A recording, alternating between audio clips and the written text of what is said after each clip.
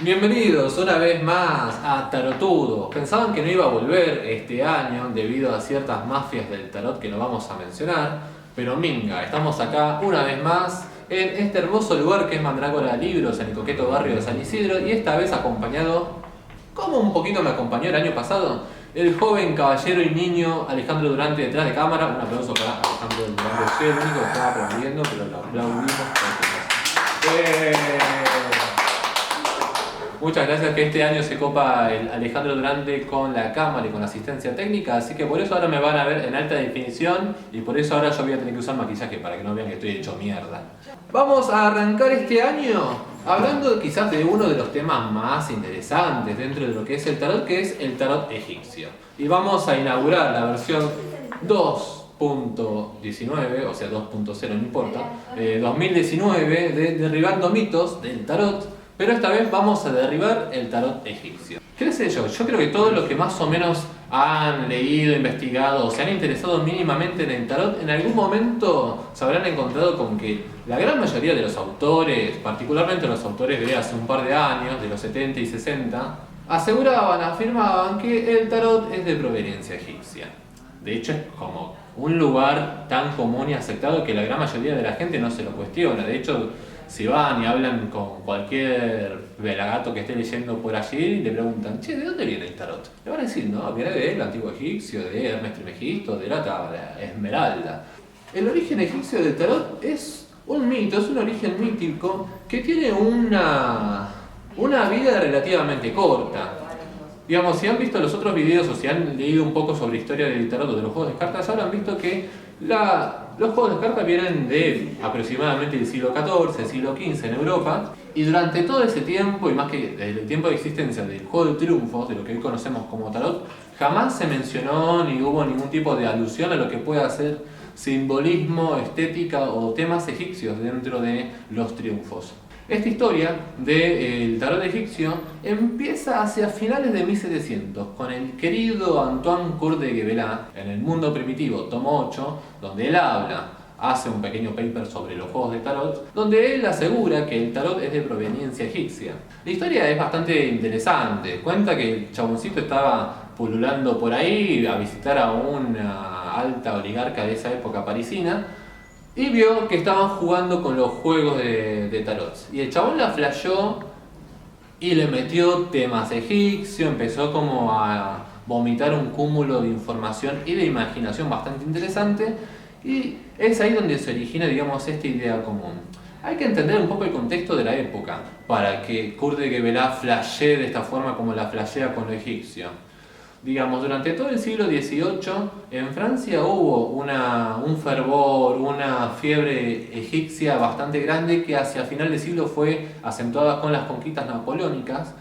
Pero si vemos distintos rituales, incluso mismo nombres de templos o grupos medianamente filoherméticos, esotéricos, como los Rosacruces, los martinistas o los francmasones, vamos a encontrar que ya durante este siglo la mayoría de estos grupos o seguidores de estos grupos toman temáticas, mitos, estéticas egipcias como para darle más teatralidad y también más veracidad a lo que son sus prácticas. No por nada, la mayoría de estos grupos siguen lo que es la filosofía hermética, el corpus hermético, y es un lugar también bastante común dentro de los distintos autores herméticos de la Edad Media en adelante, de que todas estas tradiciones, este cuerpo de información proviene también de Egipto. Entonces, digamos, podemos estar hablando de que se juntó un poco el hambre y la gana de comer. Por un lado, la fiebre egipcia, que ya venía alimentada desde hace un par de años, y además que este chabón ve a estas cartas y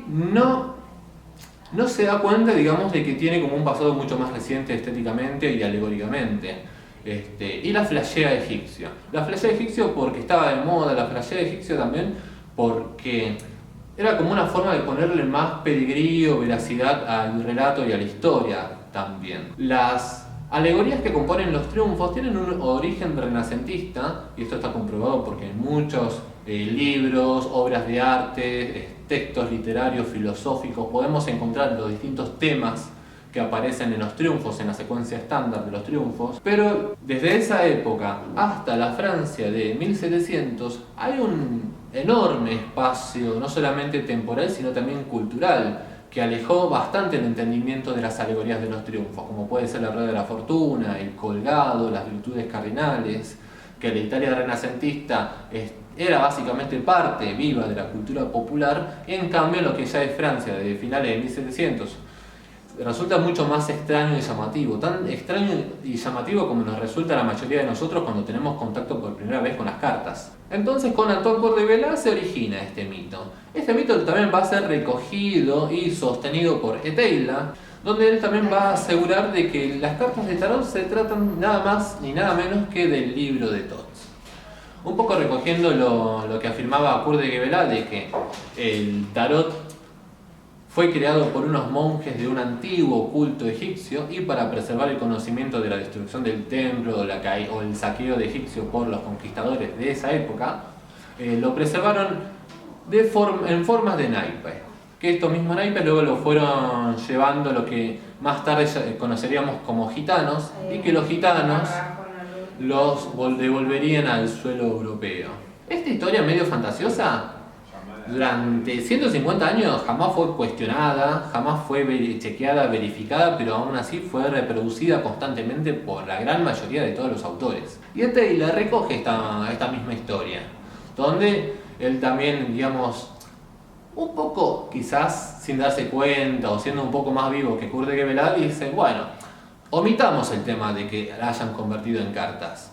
Quizás sí existieron, pero en un templo, pero donde eran básicamente paneles de oro, dice el chaboncito. Y eran 78, no 22, como lo afirmaba Coeur de Vela en su libro. Que también hay una pica entre ellos dos, donde se dice que Taylor plagió bastante a Coeur de Vela. La realidad es que nadie inventó la pólvora y todos se retroalimentaban todos, más o menos como sucede hoy, que todos hacemos lo mismo básicamente. Entonces Taylor, para rectificar también esta pérdida del simbolismo egipcio, que él decía que las cartas, si bien en ese momento, de hecho las vemos nosotros ahora, no tienen ningún tipo de simbolismo egipcio, es debido a que ese simbolismo egipcio se perdió con el correr de los siglos y todos los naiperos que lo fueron reproduciendo lo fueron interpretando y adaptando a la moda de ese tiempo.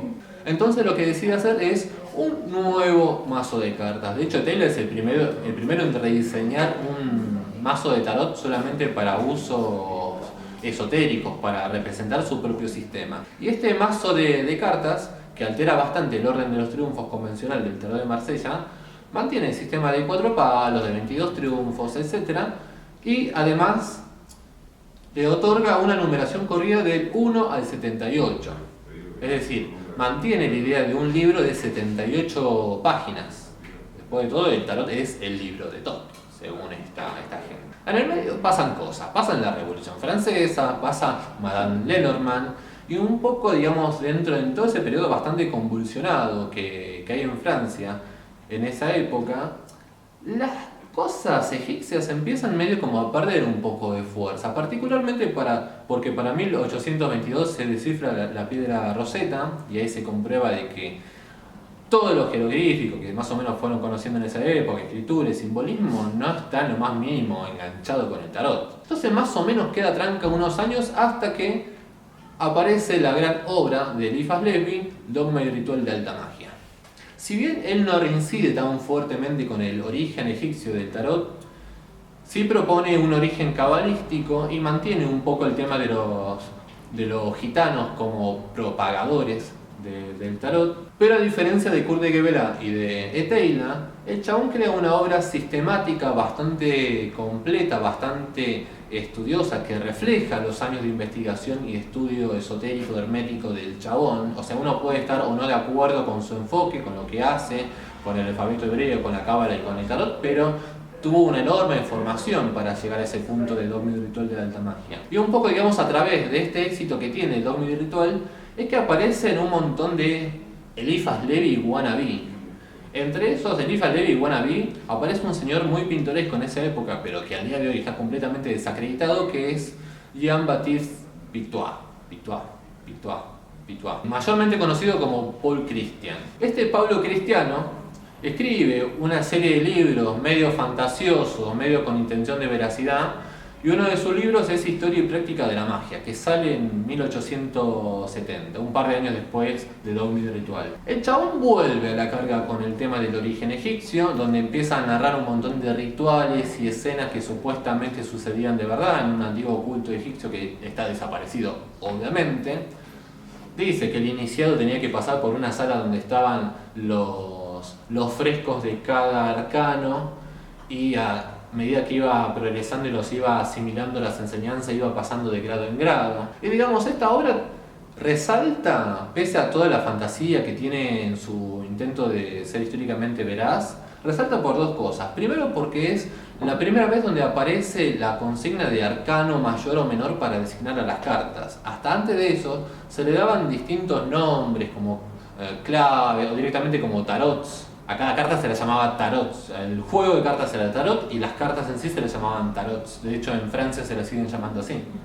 A los juegos de cartas que son para jugar, no para adivinar. El chabón es el primero que acuña este término para designar ambas partes del mazo. Y quedó, o sea, hoy por hoy todos le preguntan qué es esto, y esto es un arcano mayor, esto es un arcano menor, o sea, quedó para forever and ever. Y también, digamos, la segunda nota de color que va a tener este libro es que el chabón describe una serie de cartas con criterio estético egipcio, cosa que hasta ese momento no había sucedido, porque si bien el mazo de Teyla fue rediseñado y se llamaba el libro de Tot, y tenía una pretensión de ser egipcio, si vemos las cartas, no tiene lo más pálido, no tiene nada de egipcio, ¿no? Ni el dedo gordo del pie chiquito, amputado, tiene de egipcio. En cambio, lo que propone Paul Christian es una serie de cartas de simbolismo egipcio. Este chabón, si bien va a hacer su descripción, no va a hacer ilustraciones ni va a sacar un mazo. Tendrán que pasar un par de años después para que dos alemanes, Maurice Otto Wegener y René Falcón. ¿René Falcón? Sí, René Falcón. No es Falcón. Para el comisario que mataron, ¿cómo se llamaba Falcón? El que mataron los anarquistas. No importa, lo estoy flasheando. Sí, René Falcón, no importa. ¿Es Falcón? Pero era Falcón. La calle, ¿cómo es? Falcón. Ah, Falconier, ahí estaba, me equivoqué en el apellido. Vamos de vuelta. Falconier, no Falcón. Entonces van a tener que pasar un par de años hasta que unos alemanes, Maurice Otto Wegener y René Falconier, ellos, en base a las descripciones de Paul Christian, saquen su primer mazo de estética y simbolismo egipcio. Algo que va a suceder en 1896, a finales del siglo XIX, en Europa. El primer tarot egipcio es europeo y de hace 130 años. Estos chabones, digamos, lo que hicieron fue sacar solamente las 22 láminas de los arcanos mayores, de los triunfos. Luego, un par de años más tarde, el Comte de Saint-Germain, en su libro de astrología práctica, los plagia descaradamente, un robo a mano armada es lo que hace, y le agrega los 4 palos. Los 4 palos van a seguir un poco el simbolismo del tarot de Teyla. De hecho, si lo ven, la composición es básicamente igual, idéntica. No así el primer mazo, el de Wegener, Falconier, que son solamente los 22 arcanos mayores. Un poco, digamos, manteniendo esta unicidad del tarot o del libro de Tot con las letras del alfabeto hebreo. Porque si toman cualquier mazo de tarot, el más berreta, al más o menos copado como el Wegener o el Kier, van a ver que tiene una enorme carga cabalística encima, cabalística y astrológica. Digamos, a partir de este mazo empiezan a surgir un montón de copias, como el de Comte de Saint-Germain, que después es redactado por la Hermandad de la Luz en Estados Unidos, de C.C. Saint, y un montón de Eliphas Levi wannabe, como todos estos, o Golden Dawn wannabe, ya en esta época. Y más o menos, digamos, se va a mantener el mito, la historia del origen egipcio, y además ya teniendo mazo donde nos muestra simbolismo egipcio, personajes egipcios, nombres egipcios, dioses egipcios. También el tarot de Papu va a tener bastante simbolismo egipcio recogido del libro de Paul Christian, pero se mantiene en una nota más discreta en comparación al Wegener Falconier. Durante todos los 50, 60, esto se va a mantener.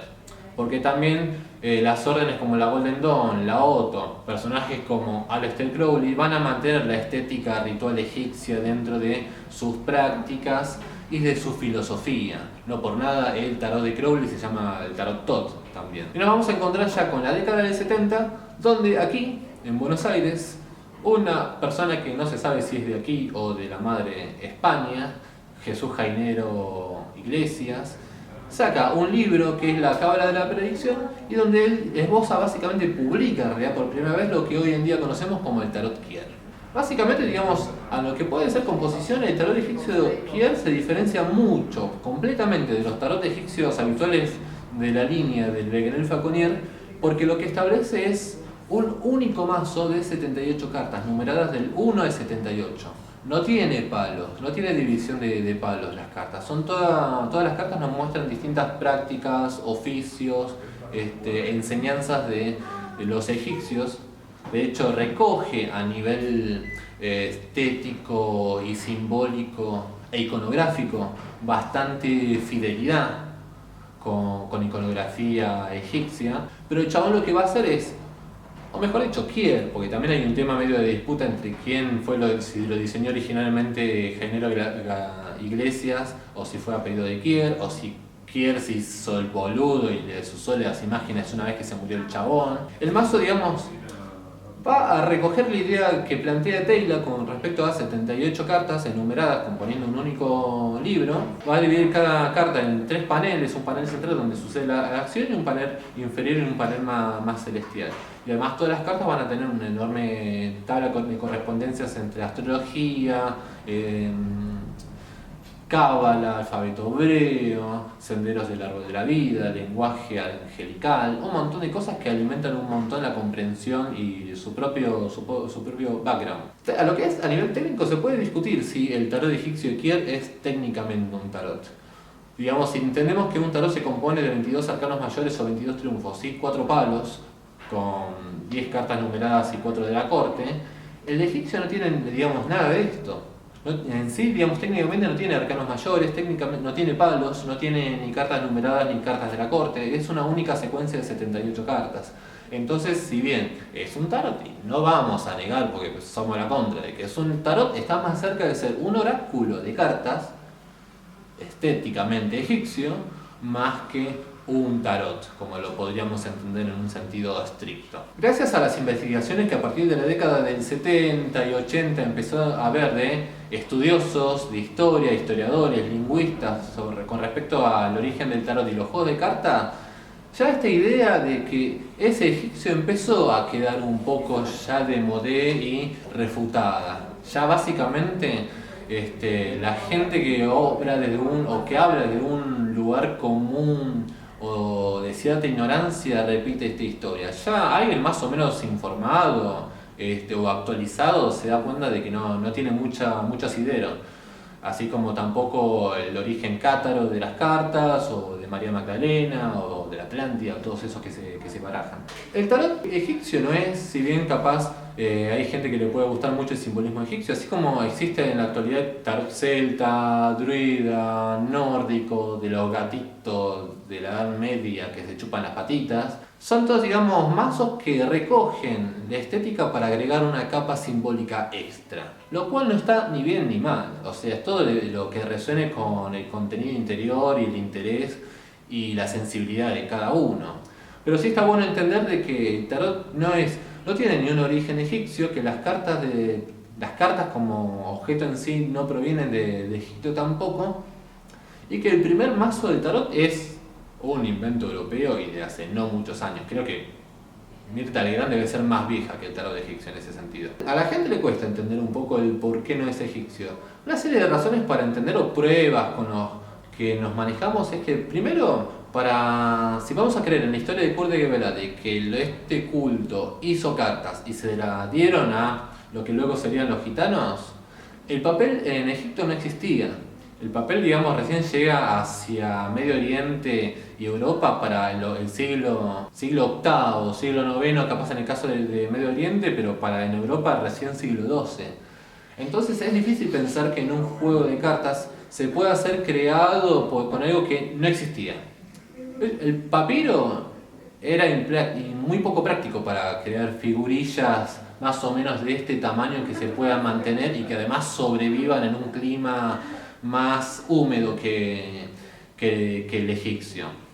Por otro lado también está la cuestión de que no hay ningún tipo de evidencia arqueológica, ni literaria, ni pictórica al respecto de esta presunción de que por lo menos los arcanos mayores provienen de Egipto.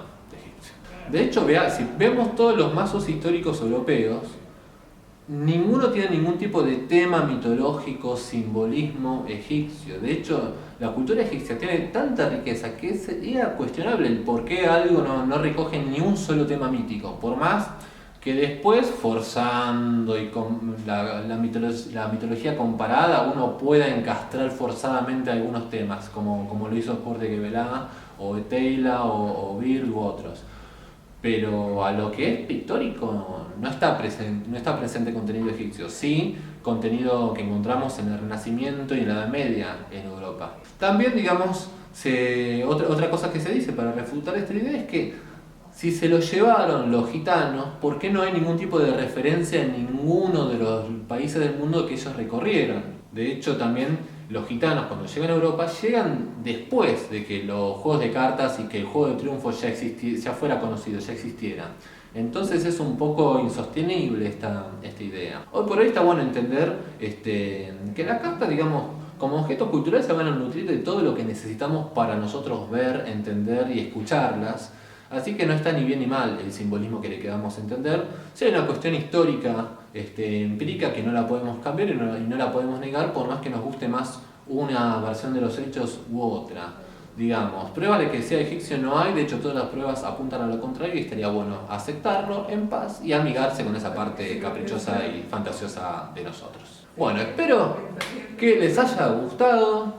Si tienen ahí dudas, inconformidades o si no les cabe ni medio que esté diciendo que Tarot no es egipcio, amenazas de muerte. Ustedes saben que eso funciona, a mí me gusta ver cómo se sacan la ira y me amenazan de muerte, por privado, por público, no importa. Manden ahí notitas como hacen los yankees con recortes de diarios, eso va a ser divertido también. Y no dejen de seguirme en las redes sociales, en Instagram como Tarot Cotidiano, en Facebook como Tarot Cotidiano y WordPress como adivinen qué, Tarot Cotidiano. Oh sí, ese nombre lo pueden encontrar en todas las redes sociales. Pongan me gusta, compartan y no dejen de vernos. Le agradecemos nuevamente a Mandrágora Libros, que aquí estemos presentes, nos presta el escenario con sus bellos colección de libros, y muchas gracias a Alejandro Durante en cámara y asistencia técnica. Así que nos vemos en la próxima. ¿Sabías que a través de Patreon podés colaborar con la realización de estos videos y con la actualización del contenido de mi sitio WordPress? Entrá a patreon.com/tarot-cotidiano y entérate de todas las opciones y beneficios por tu colaboración. Entre todos, hagamos crecer el tarot.